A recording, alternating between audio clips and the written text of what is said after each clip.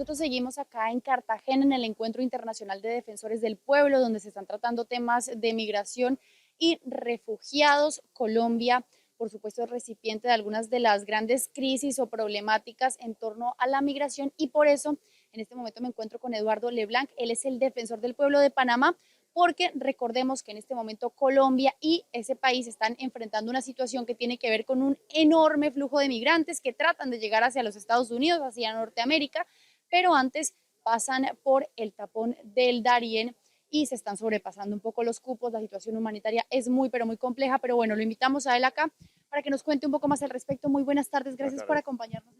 Bueno, buenas tardes. Sí, que aquí estamos atendiendo el llamado de don Carlos a reunirnos, a atender esto de manera global, no solo Panamá y Colombia. Exactamente, por eso le quisiera preguntar, defensor. Carlos Camargo, el defensor de Colombia, ha buscado que haya una responsabilidad más grande, que no se le deje solamente a ustedes dos, a Colombia y a Panamá, países que reciben la migración, sino que haya una responsabilidad más internacional de los países desde donde salen los migrantes. Por ejemplo, ¿usted qué opina al respecto? ¿Qué avances hay? Sí, bueno, mire, lo que nosotros estamos buscando y hemos unido esfuerzos, don Carlos Camargo y mi persona, es que esto se visibilice de una forma global, desde los países donde ellos salen, los países de tránsito como nosotros, Colombia, Panamá, hasta el país final, que es Estados Unidos. Hay igualmente un llamado a los organismos de Naciones Unidas que nos apoyen y que apoyen a los países donde salen para que puedan de alguna forma ellos realizarse como personas y no tengan que emigrar.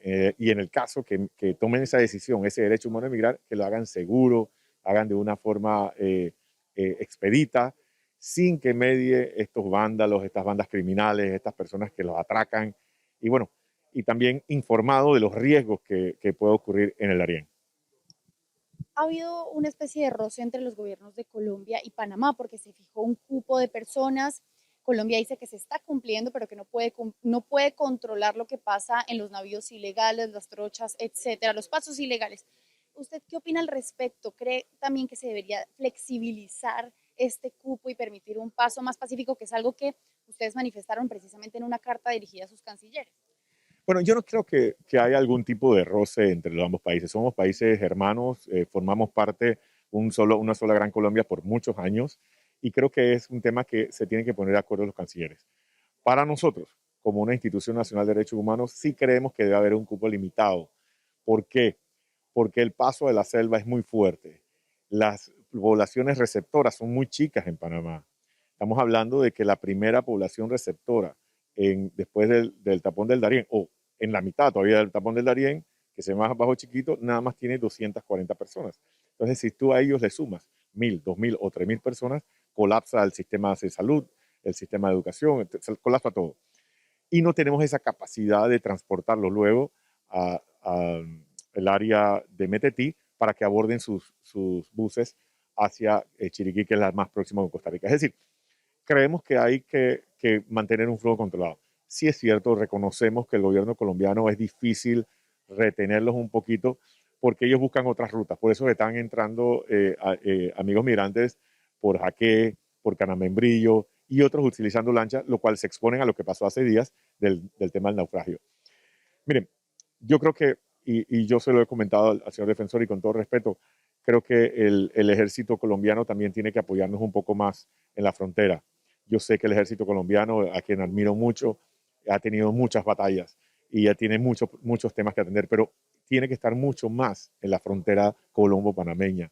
Ahí tenemos crimen organizado que están en el tráfico de personas y que los empujan a ellos a que busquen otras rutas sin enseñarles debidamente los problemas que vienen. Pero cuando usted, digamos, hace un rato en uno de los paneles se hablaba de que es muy difícil frenar, por ejemplo, una mujer migrante embarazada, el ejército, ¿qué le va a decir? Devuélvase, digamos, ¿a qué se refiere usted cuando dice que se necesita más apoyo del ejército? Bueno, no, sin lugar a dudas nosotros no queremos las devoluciones, estaríamos violando sus derechos humanos, no.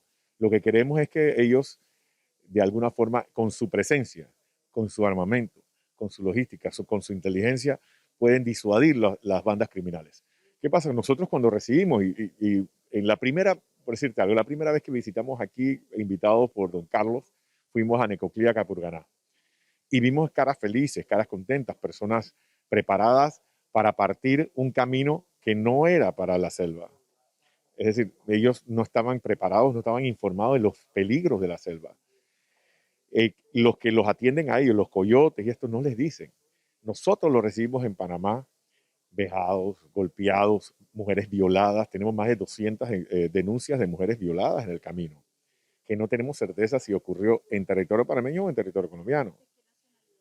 De todas nacionalidades. La mayoría son haitianas porque la mayor parte de la población que transita son haitianos, pero hay de todas nacionalidades, independientemente de qué nacionalidad sea. Puede ser panameño, puede ser colombiano, es una mujer o es una persona. Entonces no podemos dejar eso. ¿Qué necesitamos con eso? Bueno, logramos el mayor pie de fuerza en Panamá. Panamá no tenemos ejército, pero también necesitamos mayor pie de fuerza del ejército colombiano para poder erradicar esos vándalos, porque hoy en día, y es el mensaje claro que me gustaría dejar, hoy en día la presa fácil son los migrantes.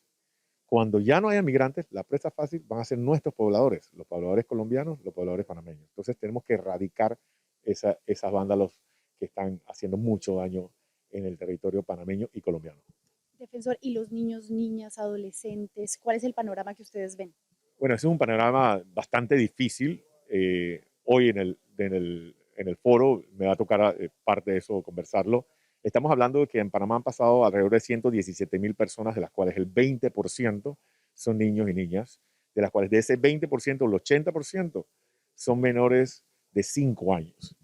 Es un tema triste, es un tema que hay que analizar desde una óptica muy amplia, ese derecho superior del niño y de la niña, ese derecho superior, ese trauma que pasan en el Darién. Estamos hablando del Darién, son 5 o 7 días de selva, ¿no? Donde no hay ningún tipo de recursos, donde muchas veces se quedan sin alimentos, nada más sobreviven por la leche materna, o recogen agua de los ríos, o hacen suero de sal y azúcar. Entonces es muy difícil. Creo que es importante informar a la persona porque al final, como usted dijo, no hay forma que los retengan, es verdad. Pero hay que informar, de repente hacer algún tipo de información desde Ecuador o en la misma Colombia. Esto es lo que tú te vas a encontrar. Porque también después viene el camino en el Triángulo Norte, que es distinto. Pero ese es lo que nosotros queremos. De repente una información, de repente educar para que personas sepan qué es lo que viene. Ya para dejarlo ir, defensor, ¿cuál espera usted entonces que sea la gran conclusión de este evento? Ustedes van a hacer una declaración final entre todos, una declaración conjunta, pero usted desde Panamá, ¿qué quisiera que sucediera después de este evento? Bueno, primero de todo, bueno, estamos transportando un poquito al futuro, pero lo que sí me gustaría es que se visibilice esto a nivel global, que se unan los países donde se origina la migración. También se vean los países de tránsito, que no solo Panamá, como dije al principio, no solo Panamá y Colombia, y también los países de destino y los organismos internacionales y den mayores recursos a países como Panamá, en el caso nuestro, que no somos un país rico, somos un país en vía de desarrollo que necesitamos recursos para poder atender a nuestra población migrante. Y además, que de esos recursos también se destine para la población de acogida, para así evitar la xenofobia, ¿no? Para así evitar ese, como yo siempre he dicho, ese desgaste de la población receptora que al venir tantas personas dirán, ok, le estás destinando, el gobierno para mí le está destinando tantos recursos, pero ¿qué hay para ellos? ¿Qué hay para esta población que los acoge como si fueran hermanos?